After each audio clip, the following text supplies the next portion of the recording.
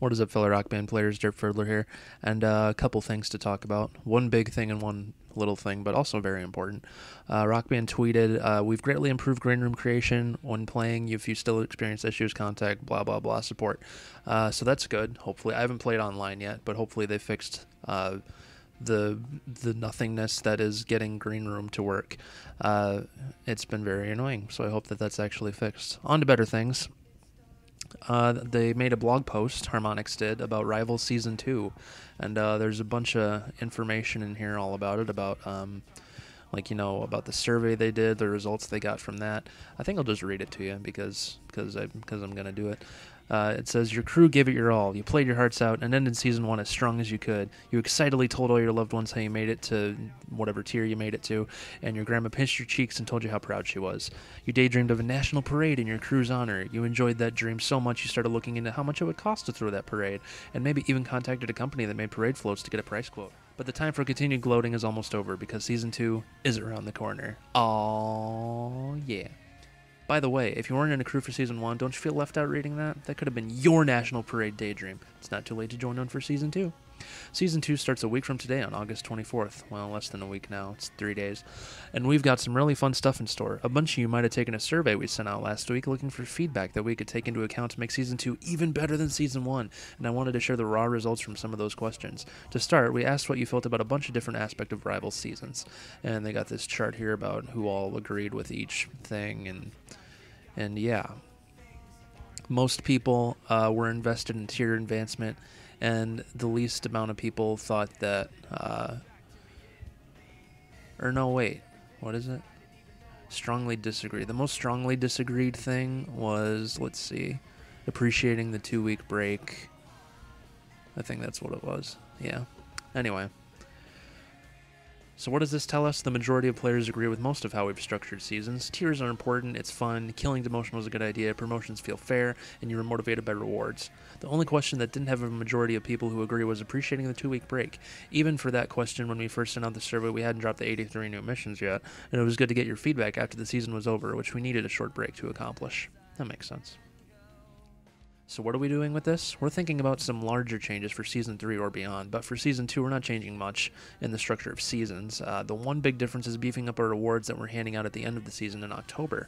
If you got one of our snazzy t-shirts in Season 0, you want to give your all in Season 2 to be able to cover your dome with one of these puppies. And there's a few different new hats here. Okay, Rick and Morty's done downloading.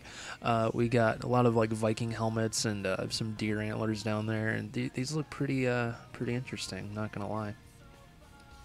Also on the subject of rewards, we're making some changes to the way seasonal rivals points are calculated.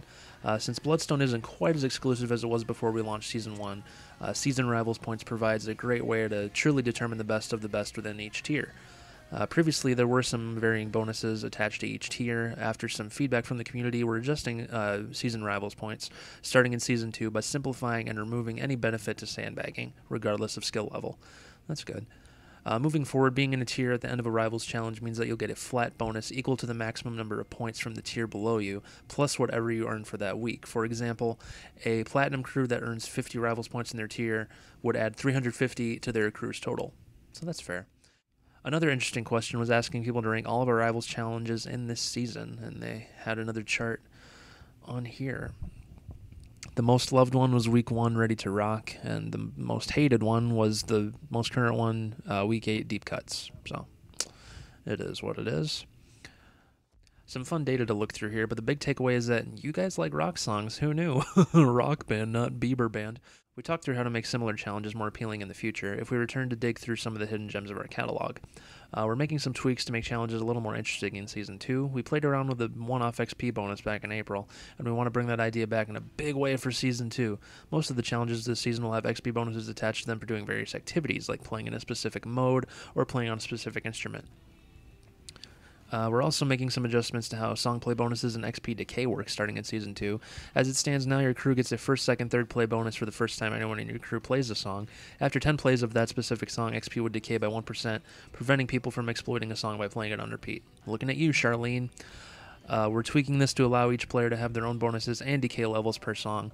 Everyone will get their own first, second, and third play bonuses on a song, After that, XP will decay by 10% per play until your 12th play of a song or beyond, at which point you'll continue to receive 10% XP. So that's fair, so you don't grind any songs over and over. That's no fun. Season 2 is also where we're introducing our Season Spotlight Pass, where you can get a discount on a collection of 8 songs, each one being a brand new DLC track that we'll be spotlighting during its release week in that week's challenge. It'll be available starting on August 24th, the first day of the season, and each week your new song will unlock and be downloadable when it hits the store. It'll be available throughout the season, but once Season 2 is over, the offer will come down, so don't wait too long. You can snag the Season 2 Spotlight Pass for $13.49. And we've talked about that on the channel before. It's a pretty good deal. I'm going to definitely buy the next how many weeks of DLC that way. It's going to be a lot cheaper. Not a lot cheaper, but quite a deal. To close out, I'll leave you some tips to prepare for Season 2. First, make sure you're in a crew of 10 people. If you're sporting fewer, you can either recruit for more or combine crews with another smaller crew. The average crew size of each tier increases on the way up to Bloodstone. There's strength in numbers.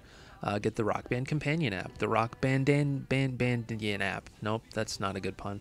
It lets you chat with your crew and see a bunch of advanced info about each challenge, including how much room you have to improve to get top scores on each of the Spotlight songs. It's a must-have for anyone who wants to be competitive, and I'll have to agree. The app is pretty good. Practice on those new missions we added last week. There are 83 of them. They'll keep you busy for a bit, and make sure your fingers, vocal cords, or wrist and foot, just one of them, are warmed up for the start of the new season. And think about what you want on that parade float. It's an important decision. See you on the leaderboards. The competition will be more fierce than ever. So that's cool. I'm glad that they looked into the opinions of the community to change stuff accordingly. I'm excited to see what they'll do with Season 3 and beyond. You know, they said they're not changing too much with Season 2, but who knows what they'll do with Season 3. Maybe with, like, future seasons, they'll be like, hey, get the free songs if you're in, like, within 10 place, like, the top 10 people, top 10 crews. That won't happen, they're poor. But anyways, that's pretty cool. Tell me what you guys think about. Are you guys hardcore Rivals players? Do you play the challenges every week? I hope you do. Keep Rock Band alive. Alright, that's it, I guess. Subscribe to Dirtfurly Gaming for more news videos like this and gameplay walkthroughs. Subscribe to Dirtfurly Music 2 for quality rhythm game content. And follow me on Twitch, because I'm a streaming that clone hero, baby. Aww, yeah. Okay, Dirtfurler out.